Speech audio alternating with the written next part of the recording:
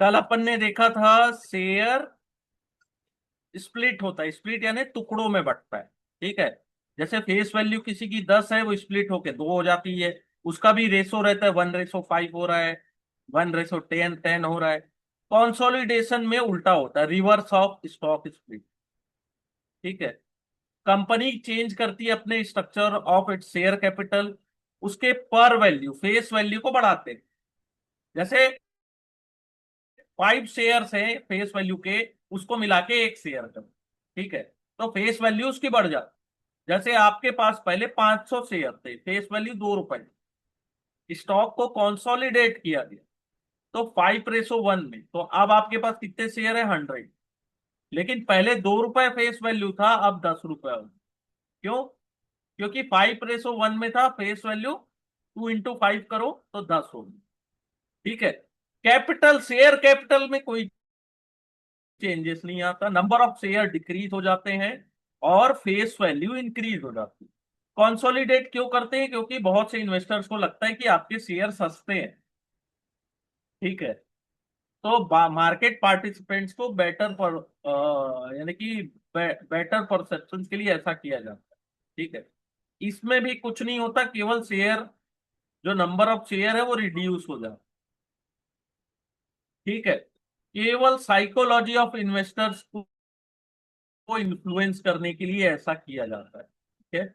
जैसे ये एग्जांपल दिया है कि एक शेयर है कंपनी का जिसका प्राइस ₹5 है, पोस्ट कंसोलिडेशन 5:1, ₹5 का शेयर 5:1 में अब 25 हो गया। ठीक है। बस इतना ही होता है, कोई उसमें अमाउंट सेम रहता है।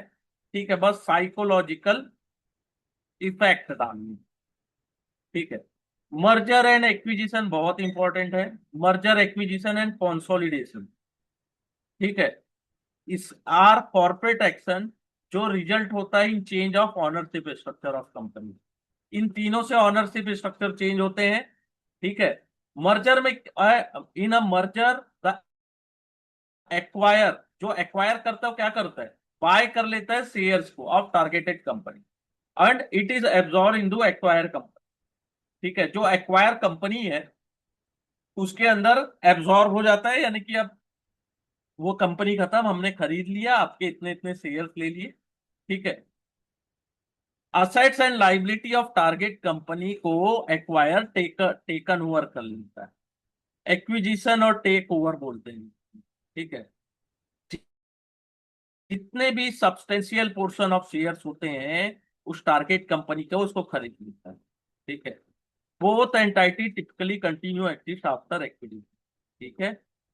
सॉरी, एक्विजिशन है ना, मर्जर आपने देख लिया। एक्विजिशन में क्या होता है? मर्जर में एक कंपनी बन जाती है, लेकिन एक्विजिशन में क्या होता है? एक अलग, यानी कि दोनों अलग अलग एंटाइटी। ठीक है। एक्वायर जरूर किए हैं, लेकिन वो भी अभी भी वो दोनों जो टिपिकली है वो अपना अपना उनका अस्तित्व रहता है। कंसोलिडेशन में क्या होता है? कंपनी कंबाइन हो जाती है और एक न्यू कंपनी होती है। ठीक है। और जो मर्ज कंपनी है वो सीज टू एक्ट। ठीक है। तो कुछ मोटिवेशन रहते हैं मर्जर एंड एक्विजिशन। पहला होता है सिनर्जी। जैसे कुछ कंपनी क्या होती है, तुम और मैं मिले तो ताकत बनी, ऐसा वाला बात होता है ना। तो दो कंपनी मिलके ज्यादा पावरफुल या ज्यादा ग्रेटर इकोनॉमिक बेनिफिट दे, ज्यादा इकोनॉमिक बेनिफिट मिले, economy of scale, forward and backwardation integration and expanding the market of their product and service. यानी कि उससे उनको मार्केट में प्रोडक्ट एंड सर्विस देने में भी ज्यादा हेल्प मिल रही है, ज्यादा अच्छा कर पा रहे हैं। ठीक है। अगर इंक्रीज रेवेन्यू और मार्केट शेयर, यानी कि कॉम्पिटिटर, मर्जर एंड एक्विजिशन से क्या होता है? उनकी रेवेन्यू इंक्रीज होती है, मार्केट शेयर इंक्रीज होता है। जियोग्राफिकल डाइवर्सिफिकेशन होता है। मीन्स एक देश की कंपनी को आप खरीद लिए या एक्वायर कर लिए तो आपको दूसरे जियोग्राफिक में भी कॉम्पिटिटिव एडवांटेज मिलता है। कई बार टैक्सेशन, लॉस मेकिंग कंपनी को बाय करने से आप इंजॉय करते हो टैक्स शील्ड। ठीक है, against the loss of the target company. ठीक है।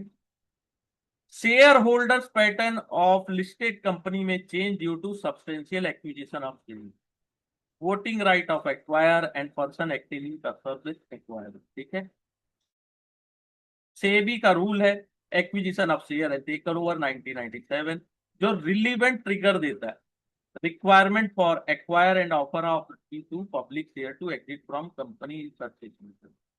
ठीक है, नेक्स्ट होता है demerger and spin off. Spin off क्या होता है, जब कंपनी वन और more of it existing business को सेपरेट कंपनी बनाती है। स्पिन ऑफ में क्या होता है, एक कंपनी है वो अपने एग्जिस्टिंग बिजनेस को मोर और वन और मोर एक सेपरेट कंपनी बनाती है। स्पिन ऑफ में शेयर होल्डर को रिकॉर्ड डेट में रिसीव होते हैं न्यू कंपनी के से। ठीक है, जैसे 2018 में अडानी इंटरप्राइज स्पिन ऑफ हुआ था, स्पन ऑफ। ठीक है, ये इंग्लिश है। तो रीन्यूएबल एनर्जी एक नई कंपनी बनी, अदानी ग्रीन एनर्जी लिमिटेड। ठीक है, अदानी इंटरप्राइजेस ने क्या किया, न्यू कंपनी इतने रेशो में 761 अपॉन 1000 उतने सेवर न्यू कंपनी के लिए। अडानी इंटरप्राइजेस 2015 में भी स्पिन ऑफ हुआ था पोर्ट पावर ट्रांसमिशन के लिए, तो अडानी पोर्ट बना, अडानी ट्रांसमिशन। ठीक है, तो ये स्पिन ऑफ होता है। ठीक है, डी मर्जर, मर्जर थी एक साथ बहुत सारी कंपनीज थी, उसको अलग अलग कर दी। स्कीम ऑफ अरेंजमेंट क्या होता है, इसको अच्छे से समझिएगा क्योंकि ये वर्ड थोड़ा सा आप लोग हो सकते हैं फ्रेंडली ना हो उससे। अगर कोई कंपनी फेल हो जाती है अपने ऑब्लिगेशंस को फुलफिल करने में, क्रेडिटर्स और certain class of shareholder, तो ऐसी कंडीशन में कंपनी एंड क्रेडिटर और मेंबर एक स्कीम ऑफ अरेंजमेंट में होते हैं जो सेटल करते हैं।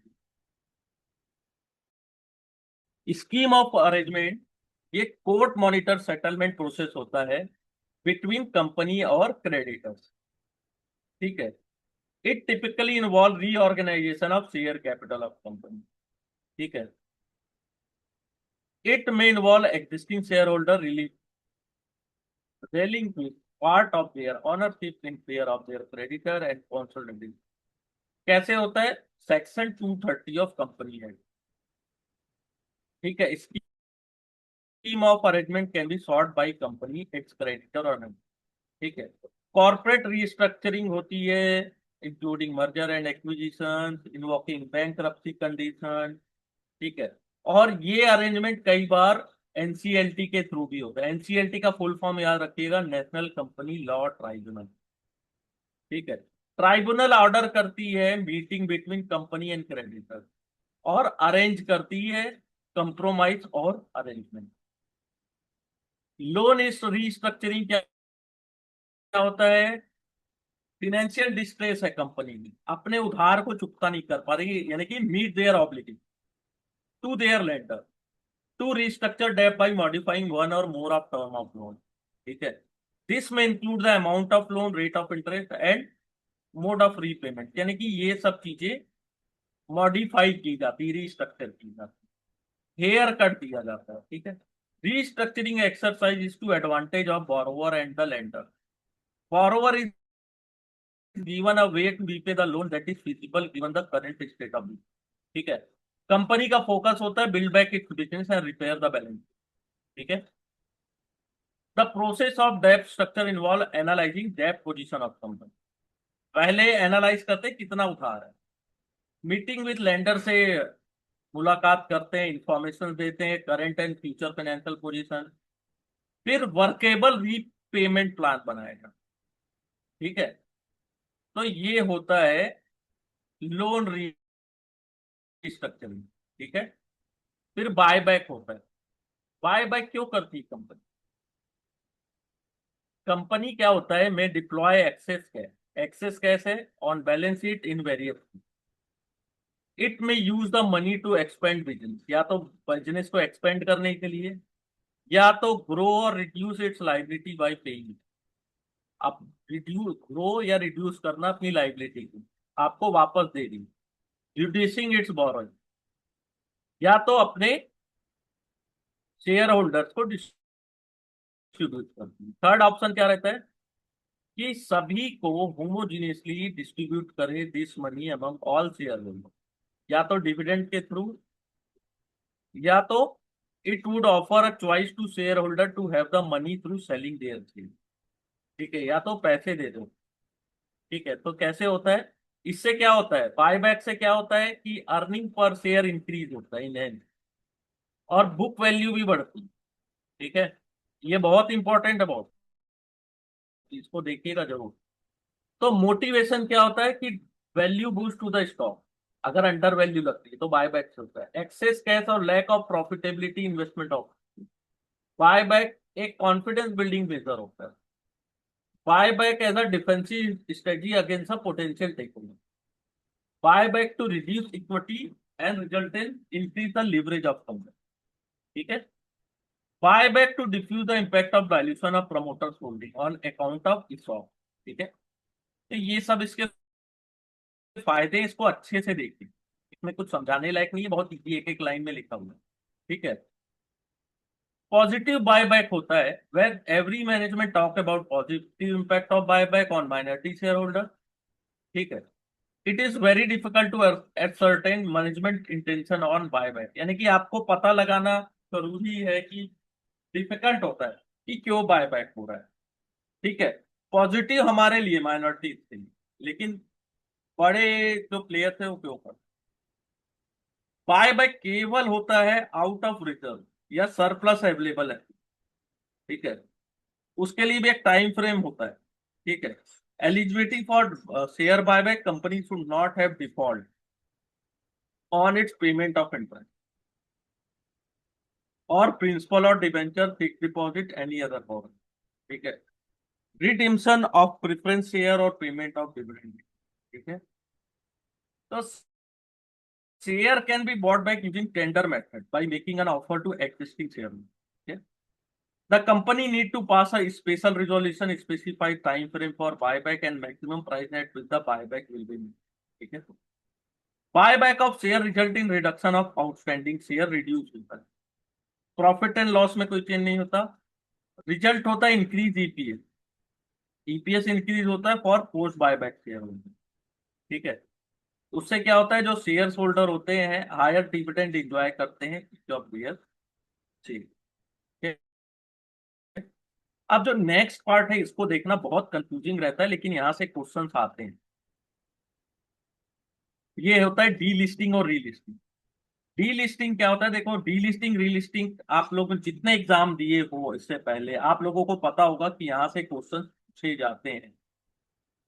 ठीक है, डी लिस्टिंग रीलिस्टिंग, और कितने आप में से सही बनाए हैं ये आप खुद रियलाइज करिए कि आपने क्या इसमें गलती की, या आपसे 100% ऐसे ही बना। डी लिस्टिंग क्या होता है, permanent removal of share of company, उसको लिस्ट नहीं किया जाएगा दोबारा। डीलिस्टिंग दो टाइप की थी, कंपलसरी और वॉलंटरी।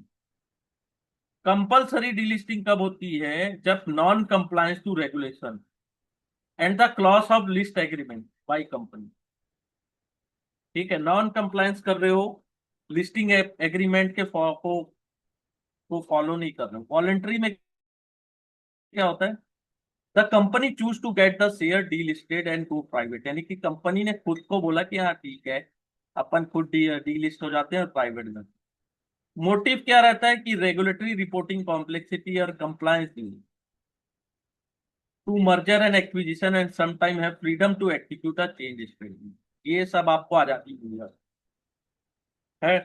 तो एनी वॉलंटरी डीलिस्टिंग कैसे होती है, सेबी के गाइडलाइन। ठीक है, सेबी के रेगुलेशन के अनुसार वॉलंटरी डीलिस्टिंग में एग्जिट अपॉर्चुनिटी आपको प्रोवाइड करनी है सभी शेयर में। उसमें प्रमोटर और प्रमोटर ग्रुप इनवाइट करते हैं bid to acquire the share through reserve book building. Promoter decide need to specify floor price, वो भी डिसाइड करते हैं कितने पैसे में आप सेल करोगे। अगर promoter can accept the bid और रिजेक्ट द बिड। ठीक है, और provide a counter offer to public, voluntary delisting कब होती है? जब promoter holding in entity cross करती है 90 पर। ठीक है। If that is not possible, अगर नहीं होता है तो कंपनी डीलिस्ट नहीं हो सकती। ठीक है। और at least 25% of public share holder should participate in reverse book building. तो डीलिस्टिंग कैसे होती है? एक बुक बिल्डिंग होता है, आईपीओ का, रिवर्स बुक बिल्डिंग। ठीक है।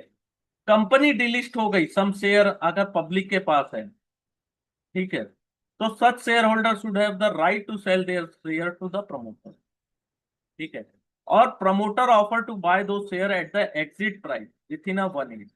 एग्जिट प्राइस क्या था? उस प्राइस पे विथ इन अ 1 ईयर आप बाय कर सकता है प्रमोटर आप। ठीक है। कोई भी माइनॉरिटी शेयर होल्डर को आप फोर्स नहीं कर सकते एग्जिट कि आप डीलिस्ट हो जाओ। ठीक है। Delist can, share can come for relist, relist भी हो सकता है। ठीक है। कब हो सकता है? 5 ईयर आफ्टर डीलिस्टिंग अगर वॉलेंट्री, 10 ईयर आफ्टर डीलिस्टिंग अगर कंपल्सरी डीलिस्टिंग। ठीक है। ये आते हैं क्वेश्चन, इसको अच्छे से पढ़ना है।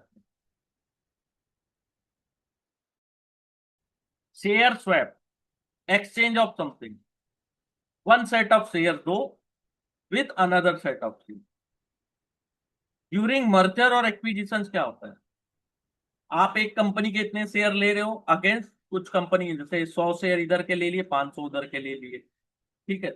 Company acquiring company use it own stock as a cash to purchase the business. अपने खुद के स्टॉक को वो क्या करते हैं? एज अ कैश यूज करते हैं दूसरे बिजनेस को खरीदने के लिए। और शेयर होल्डर रिसीव करते हैं pre determined amount of share from acquiring company. ठीक है। स्वैप से पहले आपको एक्यूरेट वैल्यू निकालनी पड़ेगी उस कंपनी की, कि फेयर स्वैप रेशो कैलकुलेट किया जा सकता। देखो है बहुत आसान ये सब चीज, लेकिन आप कितने सिंसियर हैं डिपेंड करता